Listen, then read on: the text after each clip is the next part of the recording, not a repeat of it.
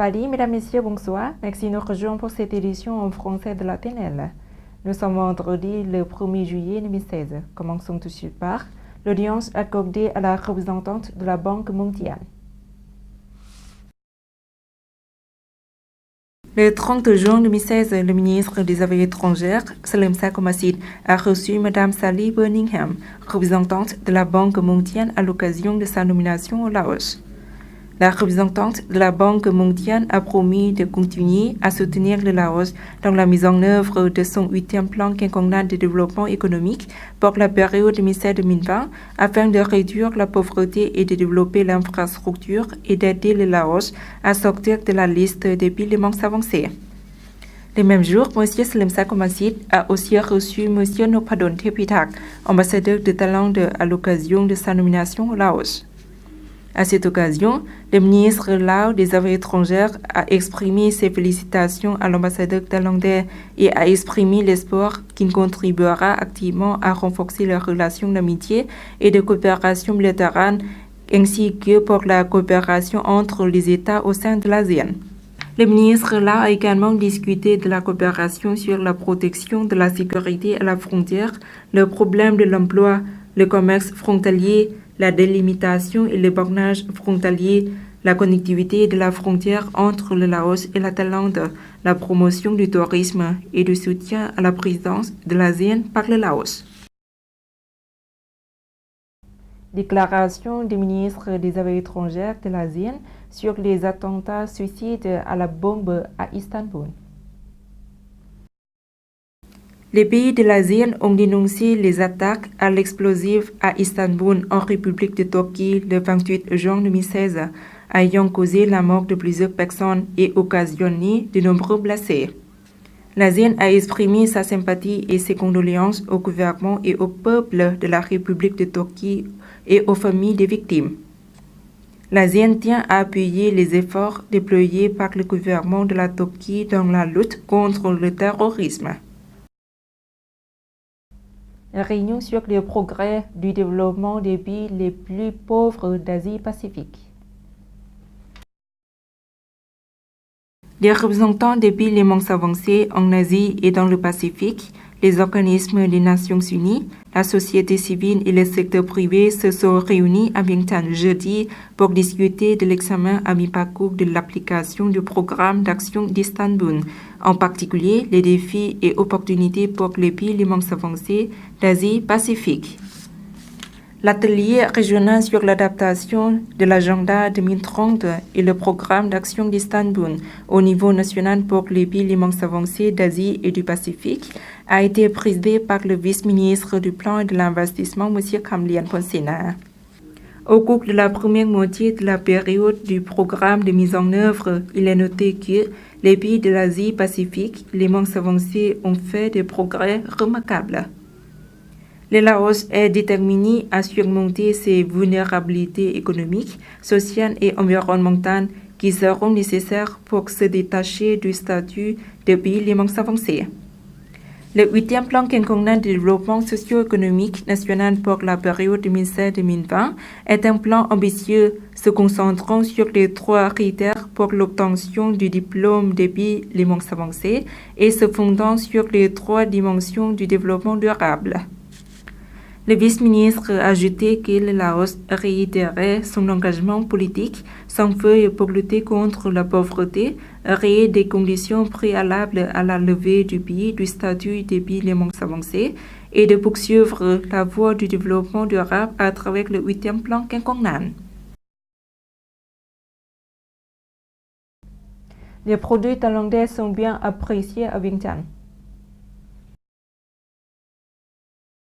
De nombreux visiteurs vientianais se sont rués sur les produits fabriqués en Thaïlande, Top Thai Blend, présentés sur plus de 300 stands machines et produits électriques et électroniques, motos et bicyclettes, aliments et boissons. Cela montre que le pouvoir d'achat au centre commercial de la high-tech est grand et que l'attrait des produits thaïlandais pour les consommateurs là augmente de plus en plus. Ces entreprises thaïlandaises sont présentes à l'exposition de produits Thaïlande Vientiane 2016 qui a lieu du 29 juin au 3 juillet 2016. Les relations commerciales entre le Laos et la Thaïlande se sont rapidement développées ces dernières années. Les exposants se sont montrés très enthousiastes car dès la première journée de l'exposition, une grande quantité de produits a été vendue. Monsieur Nippon Pongkeo, attaché commercial de l'ambassade de Thaïlande au Laos, a déclaré que 40% des produits ont été vendus dès la première journée. Prenant en considération le marché Lao, outre l'organisation annuelle des expositions de produits, la Thaïlande a mené une série d'autres activités de promotion commerciale telles que des échanges entre les entreprises des deux pays. Suite de l'actualité nationale en bref en images. Le 30 juin 2016, au ministère de la Santé publique a eu lieu une réunion pour vulgariser la mise en application de la loi sur le contrôle du tabac et l'importation des cigarettes. Elle a été présidée par le Dr Pat Kingsanet, chef du département d'hygiène et de promotion de la santé, en présence de Dr Kratanaporn Pandongsi, chef du service de promotion de la santé et de la nutrition des producteurs et des importateurs de cigarettes au Laos. Au cours de cette réunion, les participants ont entendu la Convention internationale sur le contrôle du tabac de l'Organisation mondiale de la santé et les informations sur les dangers du tabac. Le 30 juin 2016, au Centre national de convention de Vientiane, la Commission nationale pour la progression des femmes a organisé une réunion pour vulgariser l'étude de l'estimation des dépenses dans le travail d'aide aux femmes victimes de la violence au Laos. Elle a été présidée par Mme Bandit Patouvan, présidente par intérim de la Commission nationale pour la progression des femmes, Mme Anne-Karine Jaffat, chef adjoint de UN Women de la région Asie-Pacifique, en présence des représentants de plusieurs ministères, organisations internationales auprès de Laos. Au cours de cette réunion, les participants ont entendu l'estimation des dépenses dans le travail d'aide des femmes victimes 2015-2017. Ces informations sont basées sur les enquêtes effectuées auprès de l'Union des femmes, des ministères de la Sécurité, des hôpitaux, du tribunal populaire, des unités de villages dans 12 districts de 6 provinces du pays. Dans 3 ans, plus de 13,5 millions de dollars seront dépensés dans la construction des accommodations et des postes sanitaires dans les zones rurales.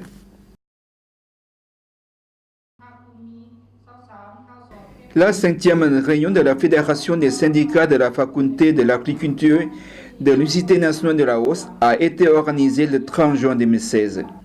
La séance s'est déroulée en présence de M. Phongsamut Southamavong, secrétaire adjoint du comité du parti de la faculté de l'agriculture, des représentants de 3 organisations de masse et des membres du parti.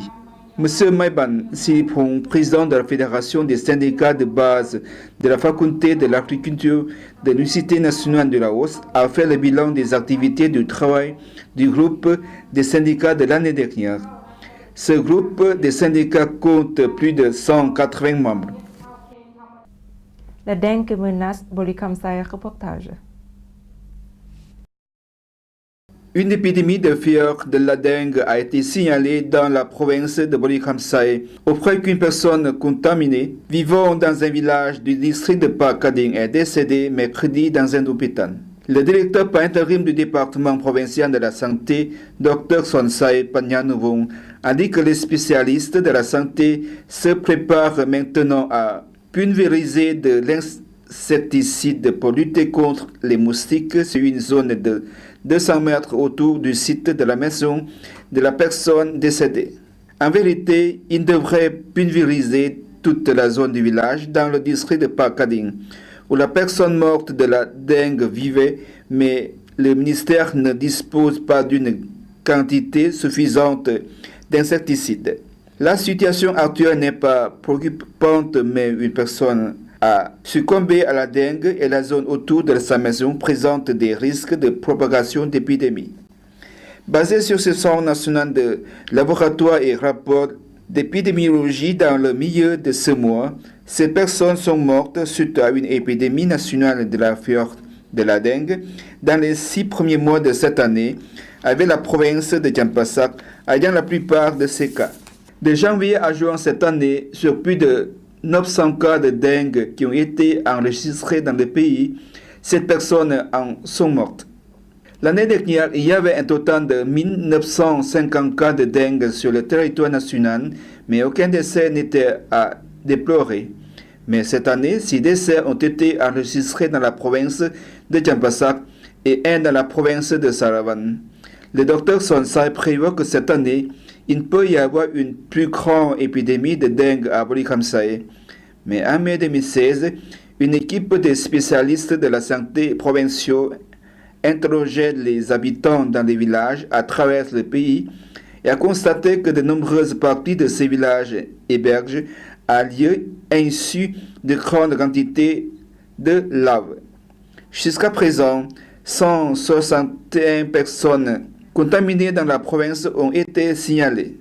3 ont été confirmées comme étant infectées et une personne est décédée.